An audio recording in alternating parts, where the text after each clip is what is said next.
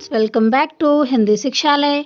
मेरा नाम है संध्या विश्वकर्मा और आज की इस वीडियो में मैं आप लोगों के लिए लेकर आई हूँ MA Hindi third semester paper 1 का प्रीवियस ईयर क्वेश्चन पेपर, जो कि आप लोगों के लिए बहुत ही इम्पॉर्टेंट है, क्योंकि हमें ये जानना बहुत ही आवश्यक है कि हमारे प्रीवियस ईयर में कैसे क्वेश्चंस बनकर आए हैं, ताकि हम आगे आने वाले एग्ज़ाम में अपने जो एग्ज़ाम का पैटर्न है वो अच्छे से समझ जाएं और जो क्वेश्चन आएगा उसका आंसर अच्छे से दे पाएं। इसीलिए प्रीवियस ईयर क्वेश्चन पेपर देखना बहुत ही ज़रूरी है।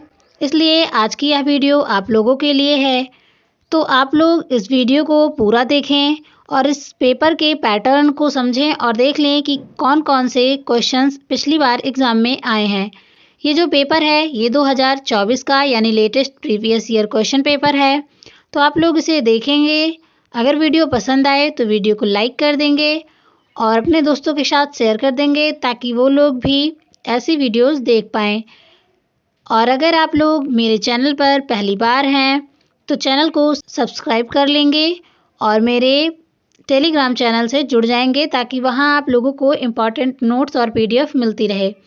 तो चलिए बिना किसी देरी के वीडियो को शुरू करते हैं और देख लेते हैं एमए थर्ड सेमेस्टर हिंदी का प्रीवियस ईयर क्वेश्चन पेपर 1, जिसका नाम है कबीर दास। यहाँ हम देखने वाले हैं MA Hindi third semester previous year question paper, जो कि 2024 का है और इस पेपर का नाम है कबीर दास। इस पेपर में हमें एक ही कवि को पढ़ना होता है, वो हमारा एक विशिष्ट कवि होता है। इस पेपर में कबीर दास को पढ़ना है और कबीर दास के ग्रंथावली श्याम सुंदर दास द्वारा लिखी गई पुस्तक को पढ़ना है, उसकी एनालिसिस करनी है और उसी पर बेस्ड हमें क्वेश्चन के आंसर करने हैं। तो चलिए देख लेते हैं सबसे पहला प्रश्न कौन सा है। प्रश्न पर जाने से पहले हम देख लेंगे कि इसके जो नोट है इसमें क्या लिखा है। इसमें लिखा है कि हमें 10 क्वेश्चन में से किन्हीं 5 प्रश्नों के उत्तर देने हैं। सभी प्रश्नों के अंक समान हैं, यानी कि हमें 3 घंटे का ओवरऑल टाइम मिलता है और इसमें हमें 70 नंबर मिलते हैं। पहला प्रश्न है, निम्नलिखित पद्यांश की ससंदर्भ व्याख्या कीजिए। इसका मतलब है कि हमें संदर्भ के साथ इस क्वेश्चन या इस पद्यांश की व्याख्या करनी है। और पद्यांश क्या है, चलिए देख लेते हैं। नैना अंतरि आव तू ज्यों हो नैन झपेऊं, ना हो देखो और कूं ना तुझ देखन देऊं। मेरा मुझ में कुछ नहीं, जो कुछ है सो तेरा, तेरा तुझको सौंपता क्या लागे है मेरा। कबीर रेख सिंदूर की काजल दई न जाए, नैन रमैया रमि रहा दूजा कहाँ समाए। तो हमें इस पूरे पद्यांश की व्याख्या करनी है और संदर्भ के साथ करनी है अच्छे से। सबसे पहले हम संदर्भ लिखेंगे, उसके बाद प्रसंग डालेंगे, उसके बाद व्याख्या कर देंगे। चलिए अगला प्रश्न देख लेते हैं। अगला प्रश्न है, निम्नलिखित पद्यांश की ससंदर्भ व्याख्या कीजिए। यहाँ भी हमें एक पद्यांश की व्याख्या करनी है। पद्यांश क्या है, चलिए देख लेते हैं। सतगुरु हम सूरीज करी एक कहा प्रसंग, बरस्या बादल प्रेम का भीज गया सब अंग। कबीर बादल प्रेम का हम पर बरस्या आय, अंतर भीगी आत्मा हरि भई बरनाई। पूरे सू पर चा भया सब दुख मेल्या दूर, निर्मल कीन्ही आत्मा तात हैं सदा हुजूरी। इसका भी आप लोगों को ससंदर्भ व्याख्या करनी है अच्छे से। अगला देख लेते हैं। इसमें हमारे टोटल 4 व्याख्याएं आती हैं, तो आप लोगों को अगर व्याख्याएं आ रही हैं अच्छे से तो आप लोग व्याख्या ही कर देंगे, या फिर विस्तृत उत्तरीय प्रश्न दिए रहते हैं 6 प्रश्न, उनमें से आपको जो आता हो आप वो कर लेंगे। चलिए अगला देख लेते हैं प्रश्न। अगला प्रश्न है, अधोलिखित पद की ससंदर्भ व्याख्या कीजिए। अर्थात इसमें जो पद्यांश दिया गया है इसकी व्याख्या ससंदर्भ करनी है एक बार और। तो चलिए देख लेते हैं पद्यांश कौन सा है। संतो भाई आई ज्ञान की आंधी रे, भ्रम की टाटी सबे उड़ाही, माया रही न बांधी रे।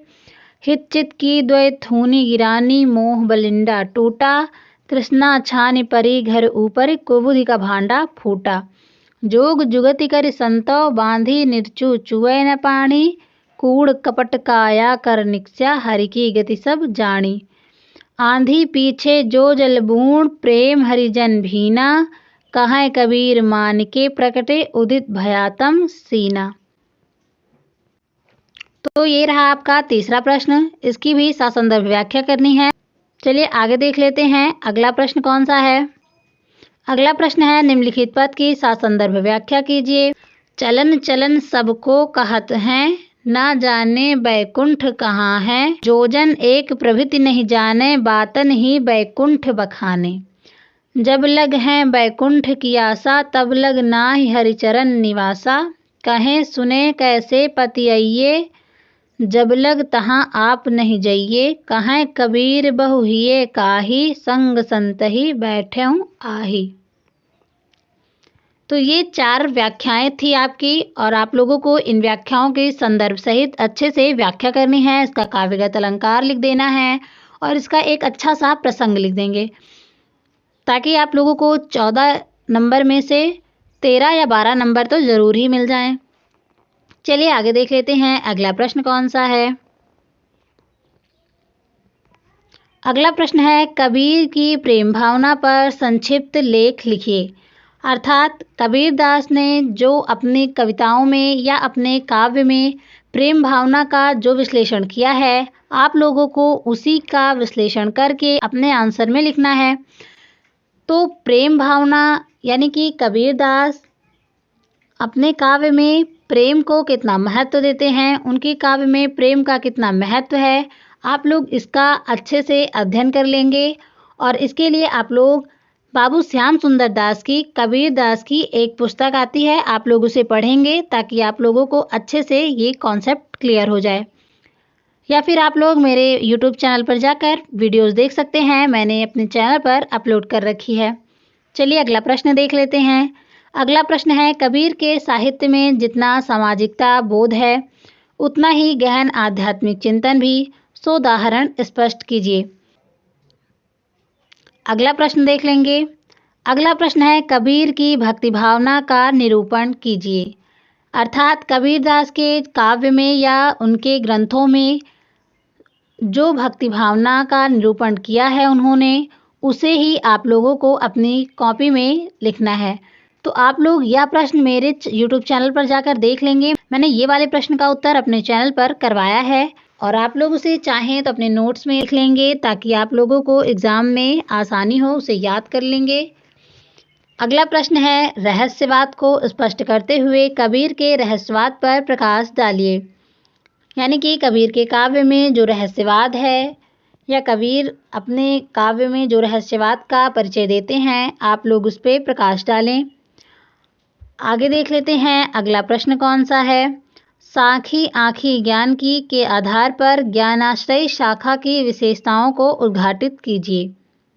यहाँ पर हमें साखी आँखी ज्ञान की को आधार बनाकर ज्ञानाश्रय यानी कि ज्ञान मार्गी शाखा की विशेषताओं को लिखना है। अगला और आखिरी प्रश्न देख लेंगे। कबीर ने अपने युग में एक समाज सुधारक की भूमिका अदा की। सोदाहरण सिद्ध कीजिए।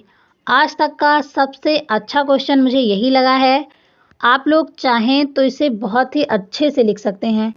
आप लोग मेरे YouTube चैनल पर जाकर वीडियो सर्च कर लेंगे, और मैंने वहाँ पर ये प्रश्न करा रखा है। काफ़ी अच्छा क्वेश्चन है, आप लोग इसे अच्छे से लिख लेंगे और इसे याद कर लेंगे। प्रीवियस ईयर क्वेश्चन ही नहीं, ये आज भी बनकर आ सकता है, और हमें प्रश्न का पैटर्न घुमाकर पूछ सकता है।